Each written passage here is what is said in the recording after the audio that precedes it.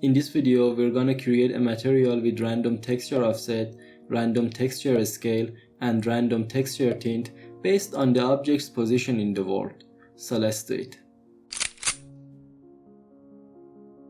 If you don't know any of the nodes I used in this video, check out the material nodes playlist on my channel. Also, you can download the project file of this video on my Patreon. I'll put the links in the description below. Base material. Right-click in the content browser and create a new material. Name it and open it. I'm gonna use the texture from the starter content. So let's browse to the content and the starter content, open the textures folder. I'm gonna use this brick texture. So let's select the base color and the normal texture and drag them in the material. Connect this one to the base color and the normal texture to the normal input. Hold U and click to add a texture coordinate node and connect it to the UV's inputs of the textures. Save the material, right click on it and create a material instance. Add a cube to the level and assign the material to it. Now it's fine, but if I have 10 of these cubes, they all look the same. Let's change that within the material. Random offset. Let's start by adding some random texture offset to the material. I'm gonna use the object position node for that, so let's add it. In order to offset the texture, we should add it to the texture coordinates before connecting it to the UVs of the textures. Hold A and click to add an add node. Connect them like this. And it outputs an error. That's because the texture UVs and the texture coordinate node are both vector 2, but the object position outputs a vector 3. We can't add them together, so let's do something else. Right click and search for breakout. I'm gonna use the breakout float 3 components, so let's add it. And if we double click on it and open it, we can see that it's nothing complicated. It's a material function and it's just 3 component mask nodes, each masking one of the channels. So I'm gonna add all the channels together. Let's close this one, connect it like this, and hold A and click to add 2 add nodes. I'm gonna add the R and the G channels and add the result of that to the B channel. Now add the result to this add node here and the error goes away. Save the material and let's check it in the level. We can see that as I move the cube, the texture offsets and moves on the cube. And it works in all axes too. It moves so quickly though. That's because of the data that the object position node outputs, and we can control that by dividing it. So let's go back in the material. Hold D and click to add the divide node. Connect the object position node to the A input. Right click on the B input and promote it to a parameter. Let's name it object position divider and set the default value to 100. We could also use the multiply node here, and it's cheaper to do that. However, I like to use the divide node as the values we enter in the parameter are more tangible. Connect the divide node here and save the material. Let's go in the level and open the material instance. Enable the parameter. Now, the higher I set the parameter value, the slower the speed of the offset will be. This is what it's like if I set it to 500. And this is what it's like if I set it to 50.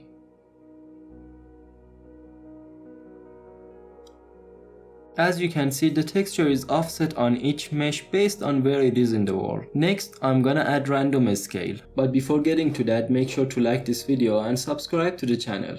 Join our communities on Telegram, Discord and Facebook to stay connected and share your work. And check out my Patreon if you'd like early access to videos, exclusive assets, and if you want to support the channel. All the links are in the description. Random scale. To add random scale, we should divide or multiply this value before connecting it to the UV's input of the textures. I'm gonna use the divide node, but again you can use the multiply node too. So hold D and click to add a divide node. Connect the add node to the A input, and for the B input we're gonna need a lerp. So hold L and click to add a lerp node and connect it like this. Hold S and click to add two parameters. This one will be the min scale and this one will be the max scale. Actually, let's change them to min texture scale and max texture scale.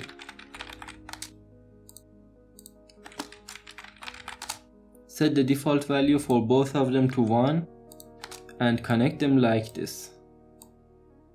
Now for the alpha input, I'm gonna use the sum of the components of the object position node. But we have a problem. The alpha should be within the 0 to 1 range, but this value is all over the place depending on the position of the objects. To fix that, we can use the frac node to only use the decimal part of the value. So right click and search for frac. Here it is under math. Let's add it. What frac does is that it only keeps the decimal part of the input we feed it. So for example, if the input is 5.14, the output will be 0.14, and that's what we need in order to use the object position value as the alpha of the lerp. Connect the add node to the input and let's connect it to the alpha of the lerp.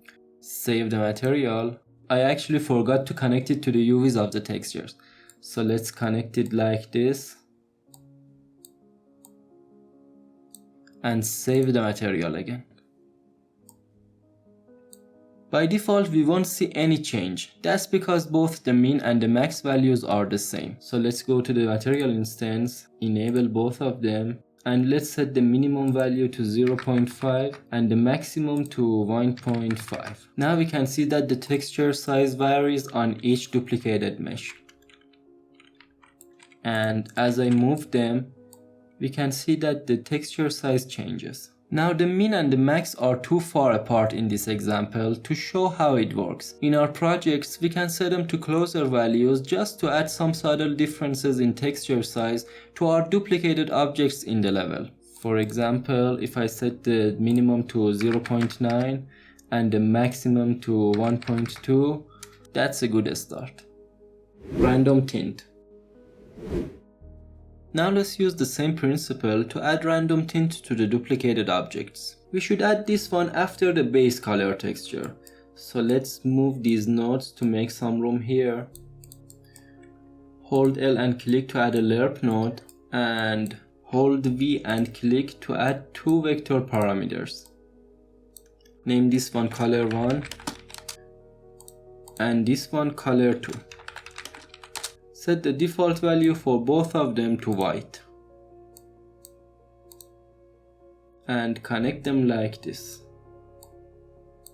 For the alpha, I'm gonna use the alpha we used for the random scale. So connect it like this, and now we should multiply this by the base color texture. So hold M and click to add a multiply node, connect the lerp node to the A input and the texture to the B input, and connect the multiply node to the base color input. Save the material and let's check it in the level.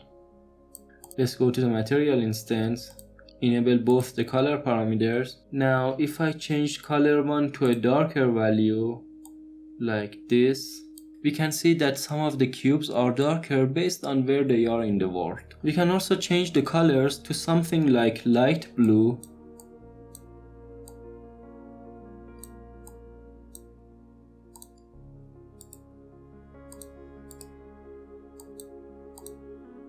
and dark blue,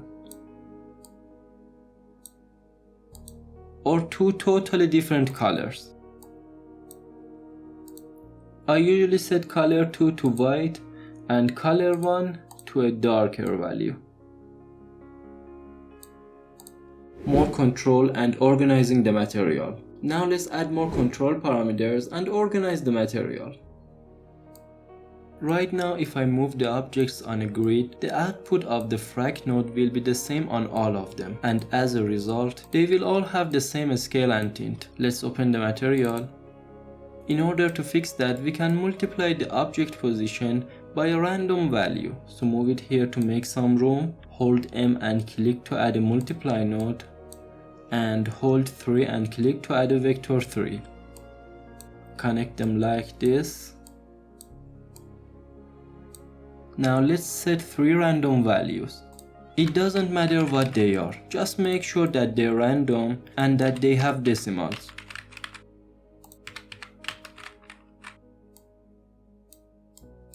Save the material. And now as you can see, it doesn't matter if the objects are on a grid. The next issue is that the value we feed the alpha of the scale lerp is the same value we feed into the alpha of the tint lerp. So wherever in the world the scale is max, the tint will be color B, and wherever in the world the scale is min, the tint will be color A. Let's change the max texture scale to something like 3. For example, in this case, wherever the texture is larger, it will be brighter. To fix that, I'm gonna add a few nodes to the material. So let's go back in the material. Let's make some room here.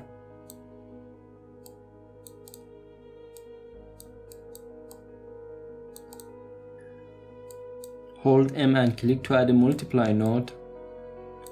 Put it before the frac node and connect it like this. Hold S and click to add a scalar parameter, name it a scale strength. Set the default value to 0.9 and connect it like this. Let's also add a named reroute after the frac node and name it a scale. Connect it like this. I want to use this one as the alpha of the scale lerp. So here right click and under named reroutes, add the scale node and connect it like this. Now select all these nodes and press Ctrl D to duplicate them.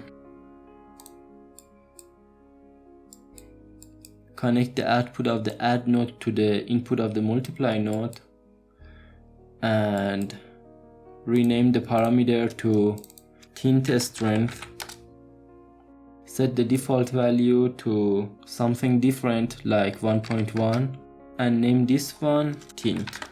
Now we can use this as the alpha of the tint lerp. So add it here and connect it like this. And now we have 2 parameters to separately control the randomness of the scale and tint.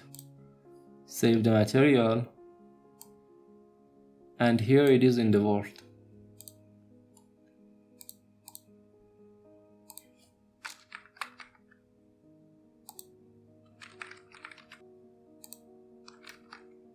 Let's also add a parameter to control the strength of the offset. Hold M and click to add a multiply node. Connect the add node to the A input and hold S and click to add a scalar parameter. This one will be offset strength. Set the default value to 1 and connect it like this. Add a named reroute and name it offset. Now we can add the offset named reroute to the texture coordinate node here. Save the material. And now with this parameter we can control the offset strength when moving and duplicating the assets. Also, let's use a multiply node instead of this divide node. So let's delete these two. Hold M and click to add a multiply node. Connect them like this. And let's set the B value to something low like 0.005. It's like dividing it by 200. Save the material.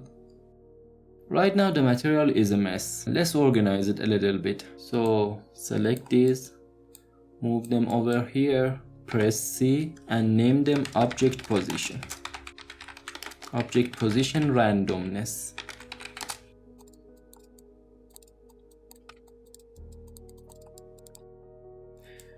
Select these, move them down here, press C and name these ones UVs. Let's also enable the show bubble. Add a named reroute here and name it UVs. Disconnect these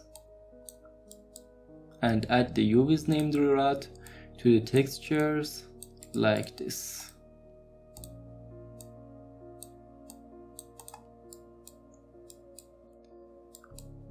Also select these nodes, press C and name these ones Tint. Let's also quickly group the parameters. So this one will be offset, these parameters will be a scale, and these parameters will be tint. Save the material, and now both the material and the material instance are organized. Considerations. Let's go over some things to consider when using this material. As you have noticed, the randomness we create is not actually random. It's based on the position of the object in the world. If we want to scatter a mesh that's using this node with the foliage tool, we should use the vertex interpolator node. Watch this video to learn more about how to use it. We could also use the per instance random node, but it only works with instance objects like foliage. It won't work by duplicating the objects in the level. For the lerp nodes, if we set the strength to 0, the alpha will be 0, and so it will use the A input. The scale or tint effect doesn't go away. In the case of a scale, it uses the min scale, and in the case of the tint, it uses the color A. If we want the effect to go away, we can use one for both the min and the max scale and use the white color for both color parameters. In the case of the offset, if the strength is set to 0, the effect goes away. Offsetting and scaling the texture may not look good on some assets, like the mega scans or the assets that have been textured in Substance Painter. That's when we can disable offset and scale and only use random tint. So that's it. Click here for more Unreal stuff, and thank you so much for watching. Also special thanks to my patrons for making this possible. Like this video, subscribe and join our communities. If you have any questions, leave them in the comment section below. So, see you in the next one.